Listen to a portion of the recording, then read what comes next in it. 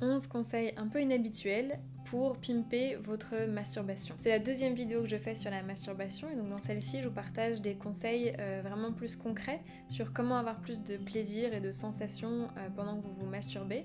Mais bien sûr c'est des conseils qui peuvent s'appliquer aussi à une relation sexuelle à plusieurs et ça concerne tous les sexes. Alors le premier conseil c'est de changer votre perception de ce que c'est que la masturbation. Sauf si vous avez déjà une perception hyper positive. Mais si vous voyez ça encore comme quelque chose d'un peu honteux, qu'il faut vous cacher, qu'il faut que ce soit vite fait, bien fait, que vous vous masturbez, c'est cool, et juste après vous avez ce sentiment un peu de culpabilité ou de honte ou de genre un peu nul, c'est que vous avez probablement du conditionnement autour de la masturbation, autour même peut-être du sexe, et donc de changer un peu cette perception et de vous dire ok non, la masturbation, cette fois-ci, je veux la voir comme un moment un peu sacré où je vais connecter avec mon corps, avec ma sexualité, pour me faire du bien. Et si vous partez avec cette intention-là, ça va probablement changer tout le reste qui se passe après. Le deuxième conseil, c'est de ne pas avoir de but. Quand vous décidez, vous êtes un peu excité, vous avez envie de vous toucher, n'ayez pas de but.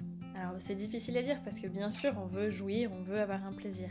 Mais si vous vous dites, ok, j'ai pas de but, advienne que pourra, et de voir un peu ce qui se passe. Alors ça peut aider énormément les personnes avec des vulves parce qu'il y en a beaucoup qui ne savent pas comment se faire du bien, qui se mettent la pression sur avoir un orgasme, et donc d'y aller sans avoir de but, de se dire c'est juste un massage, c'est juste pour apprendre à me connaître, c'est juste pour me faire du bien.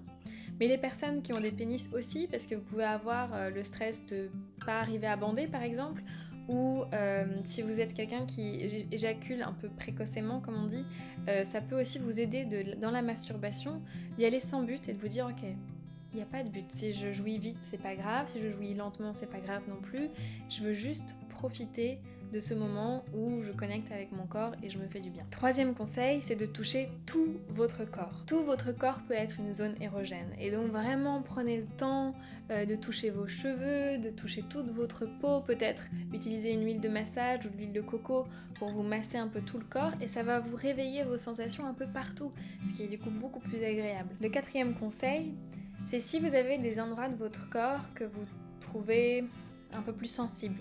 Alors, potentiellement, si vous avez eu des traumatismes au niveau de votre vulve par exemple, ou de votre pénis ou de votre anus, mais ça peut être encore une autre partie du corps, et que vous sentez qu'il y a des résistances parfois où vous n'avez pas envie d'être touché à cet endroit-là, etc.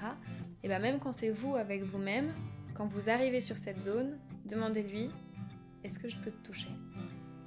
Et écoutez la réponse. Et si donc votre vulve ou votre anus dit oui à ce moment-là, allez-y, et si vous entendez un non, n'y allez pas, respectez votre corps.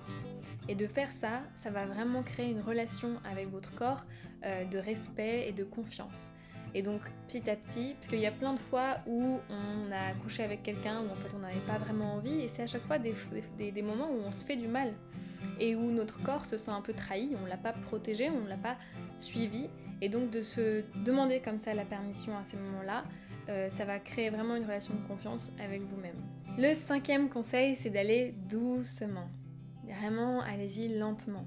Prenez votre temps, c'est un moment pour vous faire du bien. Et pour les personnes à vulve, en général, ça fait que le corps a besoin de plus de temps pour s'ouvrir et faire confiance, donc ça va vous faire du bien. Et si c'est pas le cas, tout simplement vous allez découvrir peut-être quelque chose de nouveau en y allant doucement. Et pareil pour les personnes à pénis qui, je pense, ont tendance à aller rapidement. Et ça peut vous permettre de découvrir plus de sensations si vous allez plus doucement à certains moments et varier les plaisirs, hein, bien sûr, c'est pas mal d'aller vite, mais c'est juste une invitation pour pouvoir peut-être prendre plus le temps de découvrir des différentes sensations à différents endroits et du coup d'étendre le champ des possibles. Le sixième conseil, c'est de jouer avec votre respiration. La respiration a un impact énorme sur comment est-ce que vous êtes relâché ou pas, est-ce que vous vous sentez détendu, et donc de jouer avec ça. Je pense que vous l'avez déjà remarqué quand vous faites l'amour avec quelqu'un, la respiration peut s'accélérer ou à des moments on la stoppe, et donc ça a clairement un impact sur votre plaisir. Et donc continuez à faire ça, mais de manière peut-être plus consciente pour voir si vous respirez rapidement, qu'est-ce que ça fait, si vous respirez lentement mais profondément, qu'est-ce que ça fait. Et pour les personnes avec des vulves, vous pouvez vraiment voir l'impact très facilement si vous mettez un doigt à l'intérieur de votre vagin et vous changez votre respiration, peut-être même en exagérant ou en toussant, vous verrez qu'il y a un impact direct sur les muscles de la paroi du vagin. C'est vraiment sympa de pouvoir varier comme ça les sensations et aussi d'imaginer de voir votre respiration qui circule dans votre corps, qui fait circuler le plaisir. Si vous voulez atteindre des orgasmes qui touchent tout votre corps, que ce soit pour les personnes avec des pénis ou les personnes avec des vagins, et bien de faire ça, de faire un peu, de visualiser votre respiration qui fait circuler le plaisir, et bien vous verrez que vous aurez plus de sensations dans tout votre corps. Le 7e conseil, c'est de libérer votre son, de faire du bruit. Alors, de façon assez cliché, les femmes le font plus, les hommes beaucoup moins, mais ça ferait du bien à tout le monde. De pouvoir libérer le son. D'une part, si vous avez un partenaire, vous communiquez avec lui ou elle les moments où ça vous fait du bien, les moments où c'est un peu moins cool. Donc c'est hyper riche et puis ça peut être très excitant aussi à entendre pour l'autre. Mais même quand vous êtes tout seul, ça va vous relâcher les cordes vocales, la gorge, ça va faire un peu circuler les choses plus facilement.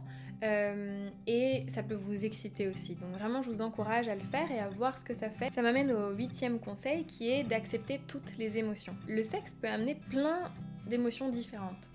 Et donc si vous coincez des choses dans votre corps, si vous laissez pas tout s'exprimer, vous bloquez un peu les connexions avec votre corps et vous avez moins de sensations, moins de plaisir. Et le fait de respirer comme ça et de faire plus de sons, plus de bruit, ça va vous permettre d'accéder à plus d'émotions potentiellement et de les relâcher et de laisser passer. Et si à un moment donné vous sentez que vous avez de la colère, laissez-la s'exprimer. Si vous sentez à un moment que vous avez de la tristesse, laissez-la s'exprimer. Parce que tant que les émotions elles sont coincées à l'intérieur de votre corps, elles sont là en fait. Et c'est vraiment que quand on la vit et qu'on la laisse s'exprimer qu'après elle peut s'en aller. Le 9e conseil, c'est de sourire. Ça peut paraître tout simple et vous avez peut-être l'impression que vous êtes déjà en train de sourire un peu tout le temps quand vous vous masturbez. C'est peut-être le cas, mais je vous invite à le faire consciemment, à vraiment à un moment donné vous dire « Ah tiens, si je souriais ». Et en fait, votre sourire, dans votre cerveau, il est compris comme quelque chose de positif, comme quelque chose de joyeux, de chouette. Et du coup, si vous associez votre masturbation avec un grand sourire, ça va donner à votre cerveau l'information que c'est cool, c'est chouette, c'est joyeux. Et vous allez potentiellement ressentir du coup plus de plaisir. Donc voilà, vraiment tentez-le, ça coûte rien. Et si jamais vous êtes quelqu'un qui associe la masturbation à quelque chose de négatif, de culpabilisant, et de faire ça, de sourire consciemment à ces moments-là, ça va vous aider à déconstruire cette pensée que la masturbation c'est quelque chose de mal, etc. Le 10e conseil, c'est de vous parler pendant votre masturbation. C'est un peu bizarre, mais rien que de dire oui par exemple, quand vous avez du plaisir. Essayez-le. Mais pareil, c'est un peu comme le sourire, le fait de dire oui signale quelque chose à votre cerveau. C'est ok, c'est accepté, on peut, c'est cool, c'est bien. Ça veut dire plein de choses, oui. Et bien si vous avez pareil des messages un peu négatifs sur la masturbation, de dire oui au moment où vous ressentez du plaisir, c'est comme si vous vous autorisiez à ressentir du plaisir vous-même. Et ça switch des choses dans votre cerveau, vous allez ressentir plus de sensations. Mais ça peut être aussi de vous dire des compliments, de vous dire que c'est trop cool que vous preniez le temps de vous faire du bien à ce moment-là. Plein de choses positives à ce moment-là, ça peut être excitant et ça tout simplement vous fait du bien et vous vous envoyez de l'amour à ce moment-là. Et le 11e conseil, quand vous vous parlez, essayez peut-être une autre langue. Si vous voulez juste tenter de dire yes au lieu de oui et de voir si ça a une différence. Est-ce que ça change quelque chose pour vous ? Parce que notre langage influence notre façon de penser. Et donc votre langue maternelle, c'est celle qui a le plus de charge émotionnelle, parce que c'est celle avec laquelle vous avez parlé pendant votre enfance, etc. Donc le langage peut impliquer des choses, peut rendre la masturbation potentiellement plus sale, parfois c'est plus facile de parler de sexe dans une autre langue. Donc voilà, tous mes conseils, comme vous l'avez vu, c'est vraiment juste des invitations à tester des nouvelles choses. Parce qu'on voit la masturbation comme quelque chose de basique, simple, voilà, tu te touches, t'as un plaisir, boum, c'est fini, au revoir.